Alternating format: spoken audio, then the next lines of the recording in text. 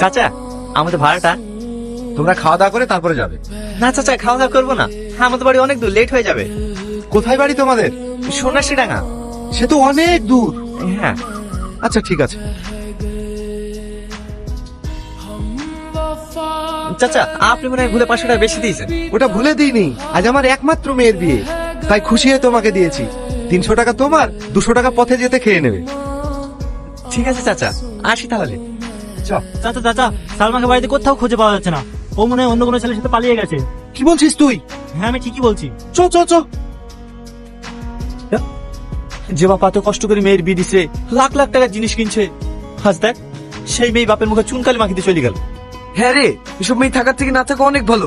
এসব মেয়েগুলোকে না ভাতে বিষ দিয়ে মেয়ে দেওয়ার দরকার। ঠিক। টনি টনি, কি রে, কি হলো? গাড়িতে একটা মেয়ে। এই, তুমি তার মানে একটু আগে আমার যে বাড়িতে সামান্য আমি আসলাম না, তুমি কি সেই বাড়ির মেয়ে? নামো শিগগিরি। কি হলো দাদি, যে নামো। তোমার লজ্জা লাগে রে বিয়ের আসতে কই পালিয়ে আসতে? কি অসভ্য মেয়ে রে, এতক্ষণে মনে বাপ মা খোঁজা খোঁজা শুরু করে দিয়েছে, আর তো গাড়ি চড়ে পালিয়ে এসছে। এসব মেয়েদের জন্য না বাবা মার মান সম্মান ডুবে যায়। টনি, বাপের মেয়ে বাপের কাছে ফিরে দিয়ে আয়। না না, আমি বাড়ি যাব না। আমি একজনকে ভালোবাসি, ওকে ছাড়া আমি বাঁচবো না। ওই জন্য আমি বাড়ি থেকে পালিয়ে এসেছি। যাকে ভালোবাসো তার সঙ্গে পালিয়ে যাবা? তুমি আমার গাড়ি থেকে কেন উঠছো? 2 মাস হলো ও দুবাইয়ে কাজে গেছে। ফোনটা একটু দেবেন?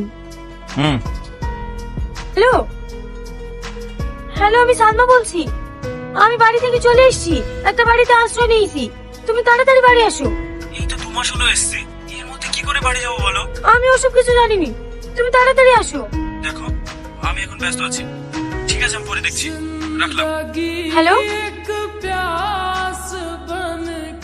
এই কি হলো?